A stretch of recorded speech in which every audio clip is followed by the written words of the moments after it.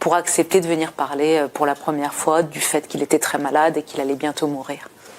Alors votre actualité... Ce qu'elle s'apprête à dire, personne ne l'avait vu venir. Dans un couloir désert de France Inter, juste avant de rendre l'antenne pour la dernière fois, Léa Salamé murmure une phrase qui glace. « Voilà, ce seront mes derniers mots. » Une confidence arrachée à la fatigue, à la douleur de ce qui se termine et au secret qu'elle traîne depuis des mois.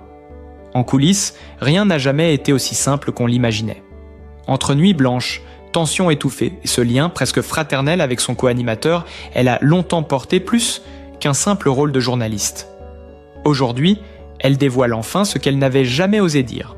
Mais comment cette voix venue du Liban est-elle devenue l'une des figures les plus puissantes du paysage médiatique français ? Derrière cette ascension éclatante, derrière cette image d'une femme sûre d'elle, capable de croiser le fer avec les plus puissants sans jamais perdre le contrôle. Une question persiste, presque dérangeante. Qu'est-ce que Léa Salamé a réellement vécu en coulisses pour que, le jour de son départ, elle laisse échapper ces mots tremblants, comme un aveu longtemps retenu.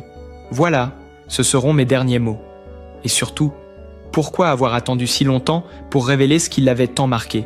Car à mesure que son visage devenait familier aux Français, à mesure que son ton direct, son regard fixe et son sens du timing faisaient d'elle une figure incontournable du paysage médiatique, un autre récit se jouait, loin des projecteurs.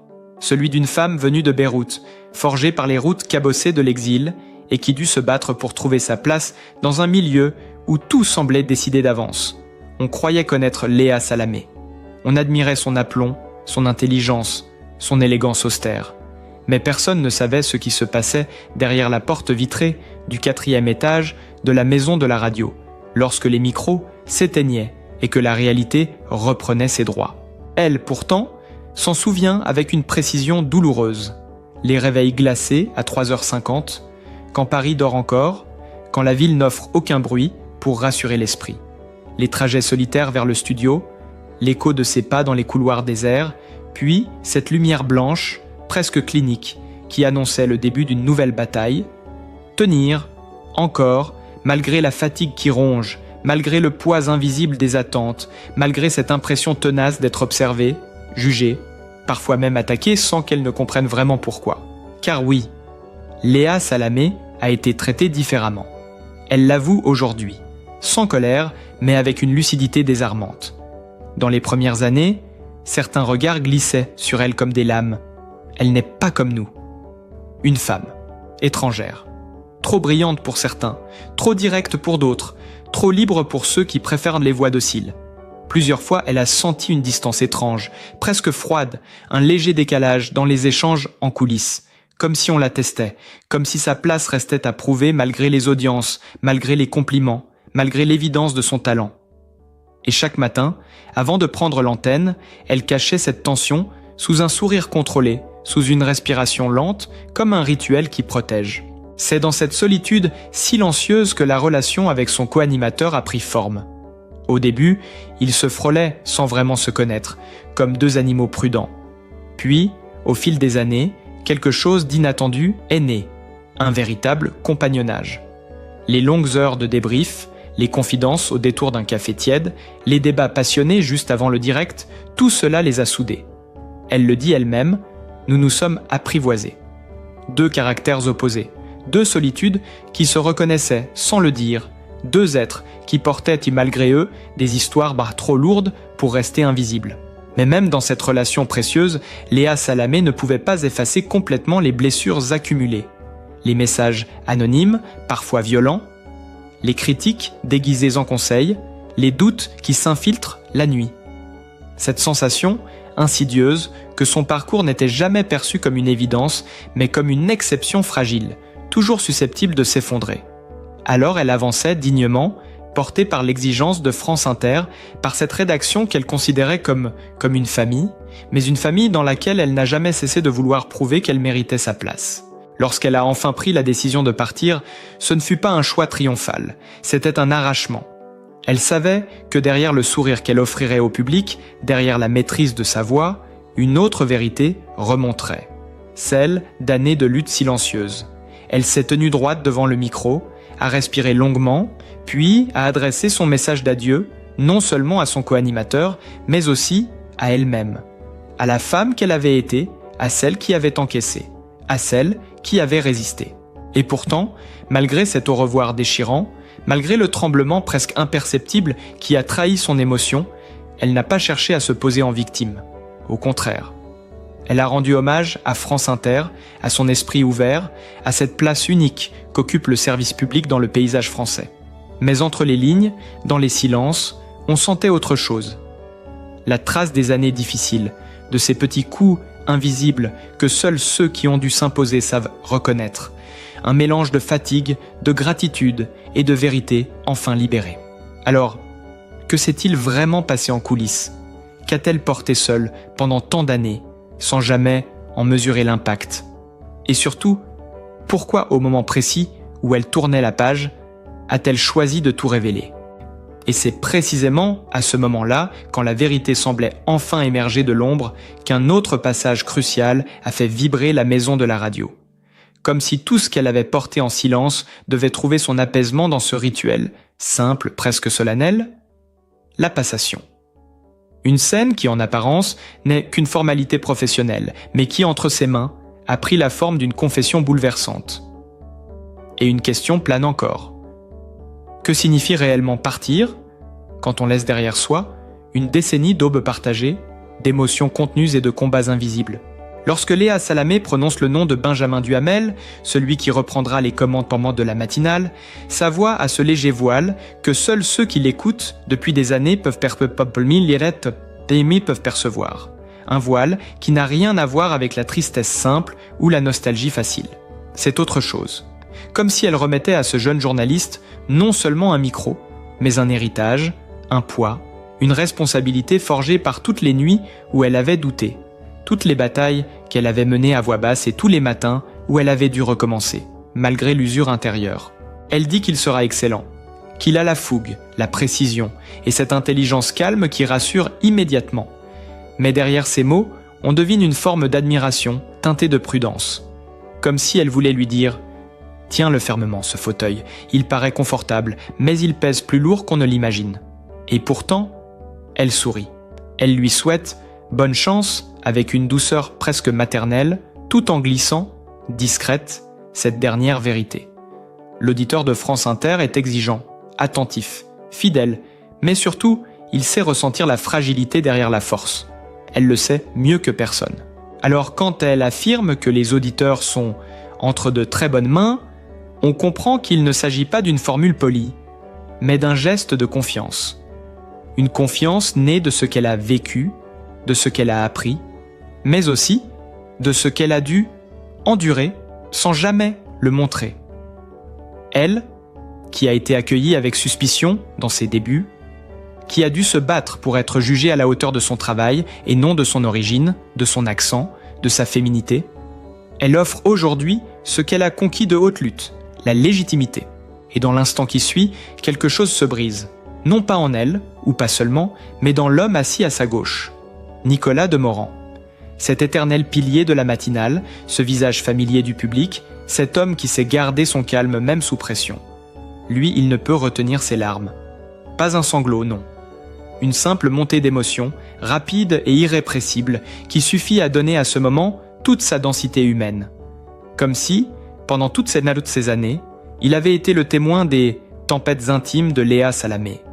Comme s'il savait, mieux que quiconque, ce que signifie travailler au plus près d'elle, l'accompagner dans les matins difficiles, la voir lutter parfois contre des forces invisibles que personne d'autre n'aurait pu comprendre. Il prononce ces quelques mots qui résonneront longtemps. Merci pour tout, pour l'énergie, pour les fulgurances, pour l'humanité. Une phrase qui tient en si peu de syllabes, mais qui dit tout. Qui dit les débriefs qui finissaient tard, les désaccords vite apaisés, les regards complices juste avant le direct, la solidarité silencieuse quand la pression devenait trop forte. Il ne la remercie pas pour sa rigueur ou sa précision, cela tout le monde le sait, mais pour son humanité. Car c'est cela, au fond, qui a forgé leur duo. Deux sensibilités qui se reconnaissaient, parfois sans un mot. Face à lui, Léa Salamé baisse les yeux un instant. Ce n'est pas de la pudeur, c'est de la gratitude. Une gratitude qui naît quand on se rend compte que l'on n'a pas traversé le chaos seul, que dans l'ombre des projecteurs, quelqu'un a été là pour amortir les coups, pour comprendre les silences, pour protéger ce qu'elle ne pouvait pas dire. Et dans cette fraction de seconde, on aperçoit quelque chose de rarissime, le vrai visage de leur amitié professionnelle. Une amitié qui n'a rien de spectaculaire, mais qui a survécu au tumulte, à la pression, au matin où l'un des deux aurait voulu disparaître. Et puis, très lentement, elle reprend la parole. Un souffle, une respiration. Elle dit qu'elle part, le cœur lourd, mais tourné vers la suite. Et cette phrase, pourtant simple, porte en elle une histoire entière. Car si elle avait voulu fuir, elle l'aurait fait depuis longtemps. Si elle avait été écrasée par la pression, par les tensions en coulisses, elle n'aurait jamais tenu toutes ces années. Ce départ n'est pas une fuite, c'est un passage, une décision mûrie, réfléchie, choisie. Le choix d'accéder aux 20 heures, bien sûr, mais aussi le choix de se libérer de tout ce qu'elle n'avait jamais osé dire. Elle insiste, France Inter restera sa maison, même depuis le plateau du journal, même loin du studio 421, où elle a vécu tant de nuits, d'angoisse et tant de matins de joie. Cette phrase n'a rien d'anecdotique. Une maison, ce n'est pas seulement un lieu où l'on travaille.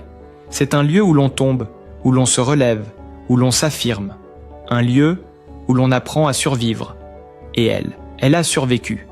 À la fatigue, au jugement, au doute, au regard parfois blessant. Elle s'est même renforcée au point d'en faire une force. Ce matin-là, en réalité, ce n'est pas seulement la matinale qu'elle a quittée, c'est une version d'elle-même, celle qui n'avait pas encore trouvé sa place, celle qui se battait pour exister, celle qui parfois souffrait en silence. Elle laisse tout cela derrière elle, comme on laisse une couche de peau trop étroite. Et ce qu'elle offre aux auditeurs ce jour-là, ce n'est pas seulement un au revoir, c'est une vérité longtemps enfouie. Elle n'a jamais cessé d'avancer, malgré les obstacles, et si elle part aujourd'hui, c'est pour continuer à se construire, enfin, sans ces ombres qui planaient derrière elle. Et tandis que les dernières notes du générique montent doucement, on comprend que ce départ n'est pas une rupture brutale, mais une transition. Une page tournée avec douleur, mais tournée malgré tout. Et la question demeure, que reste-t-il d'une décennie de fidélité, de tension, de matins suspendus, lorsque la voix qui accompagnait les Français se tait enfin? Et pourtant, malgré l'intensité de cette passation, quelque chose d'encore plus profond attendait Léa Salamé. Une étape qu'elle avait repoussée, redoutée, presque niée pendant des semaines, comme si la formuler à voix haute revenait à abandonner une part d'elle-même, dire adieu aux auditeurs de France Inter. Un adieu qu'elle savait inévitable, mais qu'aucune préparation, aucune répétition mentale, aucun soutien, même bienveillant, ne pouvait vraiment adoucir. Car ce qu'elle laissait derrière elle, ce n'était pas seulement une émission. C'était un rythme de vie, une identité professionnelle, une famille de travail, mais aussi un refuge silencieux où elle avait pu se reconstruire lorsque tout, parfois, vacillait autour d'elle.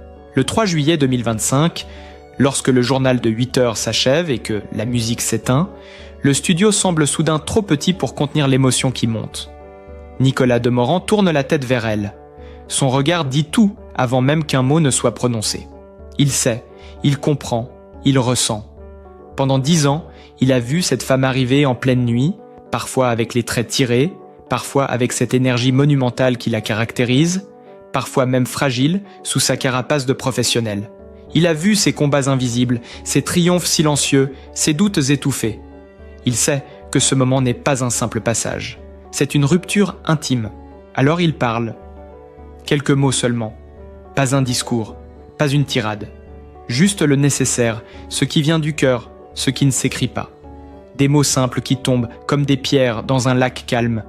Et dans ce silence, on sent que quelque chose se brise et se répare en même temps.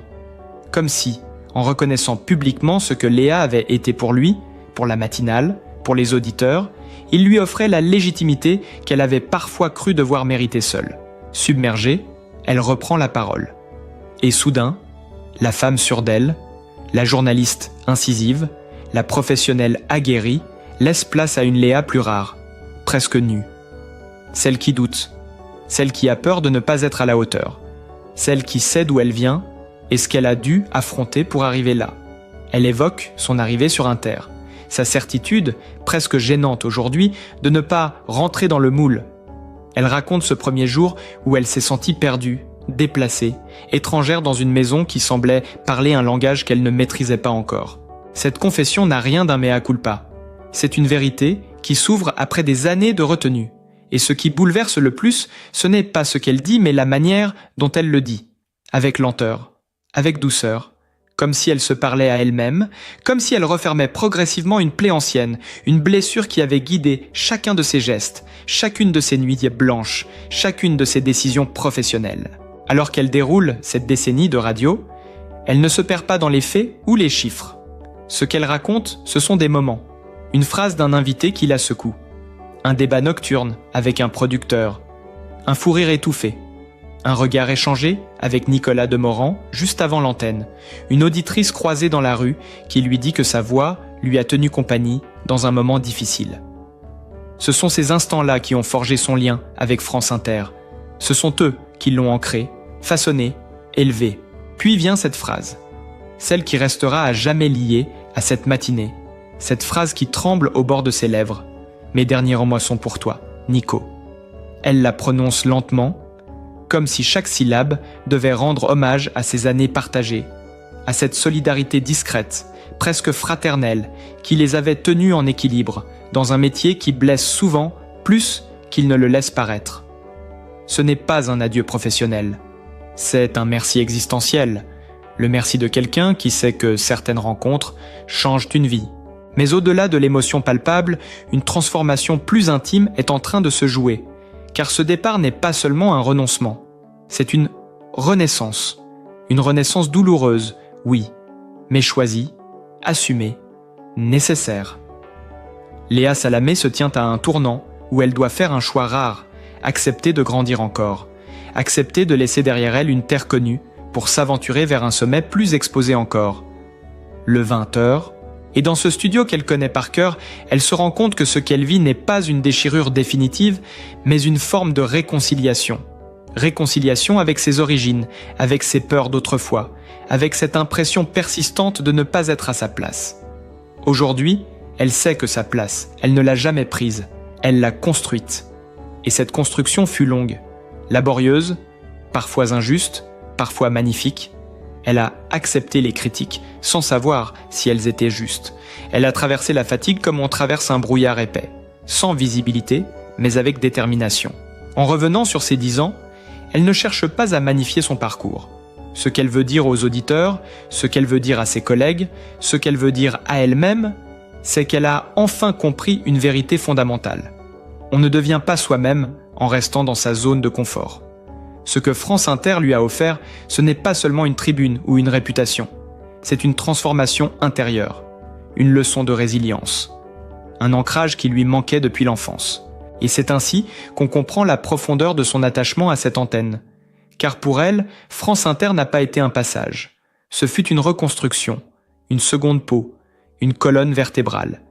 Et lorsqu'elle affirme, avec un sourire fragile mais sincère, que France Inter restera toujours ma maison, ce n'est pas une figure de style. C'est une vérité qui prend racine dans une histoire personnelle complexe, faite d'exil, de déracinement, de quête d'appartenance.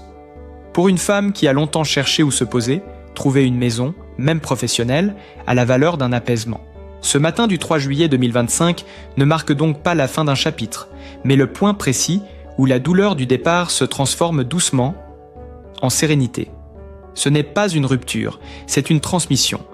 Elle transmet une place, un rôle, un héritage, mais elle reçoit en retour une reconnaissance profonde, celle qui ne se mesure pas en audience ou en applaudissements, mais dans la manière dont un collectif, une rédaction, un public vous regarde.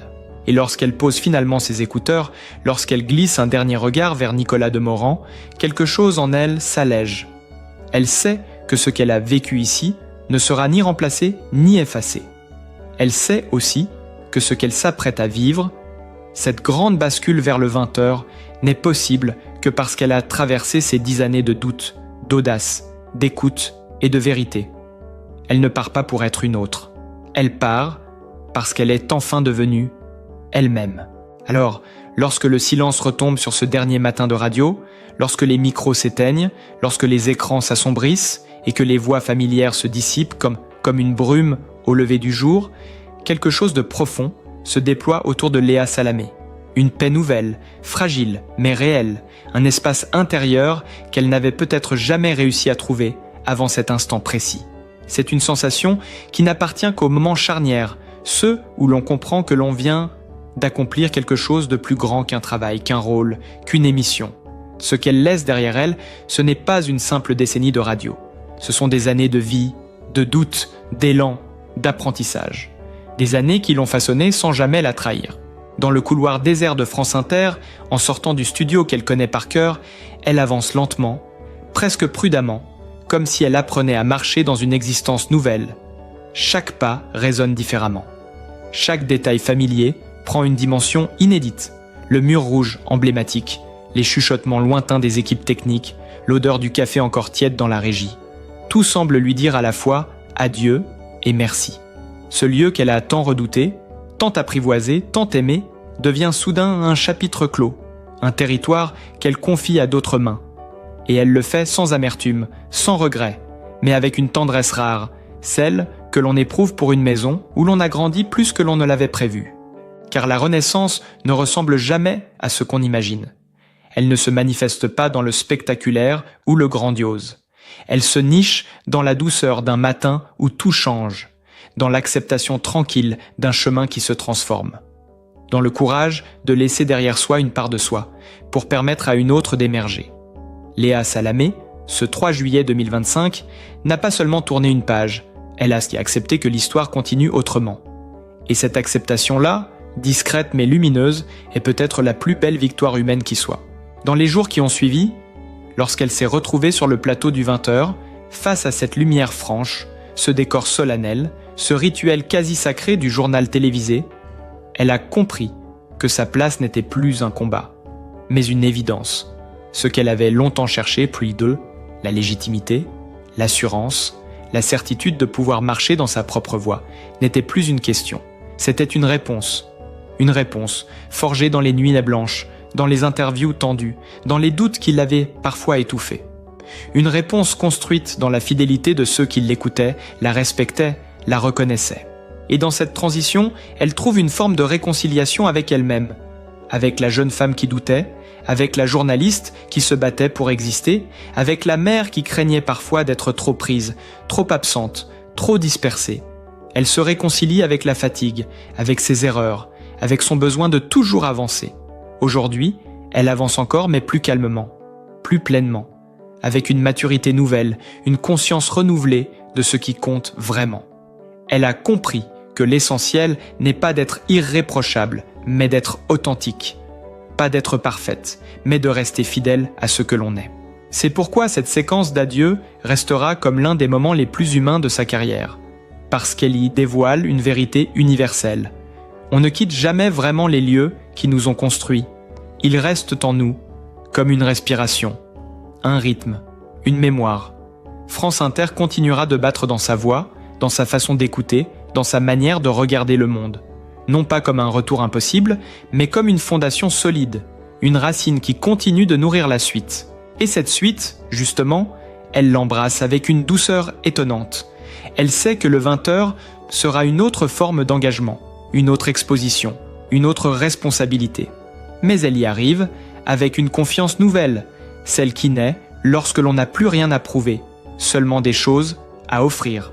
Elle n'y apporte pas seulement son expérience, elle y apporte son histoire, ses fragilités, sa profondeur. Ce mélange rare de précision et de sensibilité qui fait d'elle une voix singulière dans le paysage médiatique français. Il y a, dans son regard aujourd'hui, une lueur différente. Une lueur qui dit qu'elle a compris que les chemins importants ne sont pas ceux que l'on choisit parce qu'ils sont faciles, mais ceux que l'on emprunte parce qu'ils nous appellent, même lorsqu'ils effraient. Et elle sait qu'elle n'aurait jamais pu franchir cette étape sans les millions d'auditeurs qui l'ont accompagnée, parfois soutenus, parfois bousculés, mais toujours suivis avec sincérité. Alors, à vous qui écoutez cette histoire, à vous qui connaissez sa voix par cœur, à vous qui avez peut-être traversé des bouleversements, des recommencements, des tournants inattendus dans votre propre vie, ce récit vous est destiné. Car il raconte bien plus qu'un changement de poste. Il raconte ce que signifie, pour chacun de nous, avancer malgré la peur, dire au revoir à une part du passé pour permettre à une autre de naître. Accepter que l'on grandit encore, même à un âge où l'on pense avoir tout compris. Et si cette histoire vous touche, si elle résonne en vous, si elle vous rappelle que nous avons tous, un jour ou l'autre, prononcé nos propres derniers mots avant de renaître autrement, alors n'hésitez pas à partager votre ressenti. Laissez un commentaire, un mot, une impression. Cela aide notre communauté à grandir, à échanger, à se reconnaître dans des récits qui nous dépassent. Et si vous souhaitez continuer à suivre ces histoires humaines, profondes, ces parcours faits de lumière et d'ombre, pensez à liker cette vidéo, à vous abonner ou simplement à rester avec nous. Parce que, comme Léa Salamé l'a montré, chaque voix compte, chaque chemin mérite d'être raconté. Et la suite, elle aussi, peut être belle.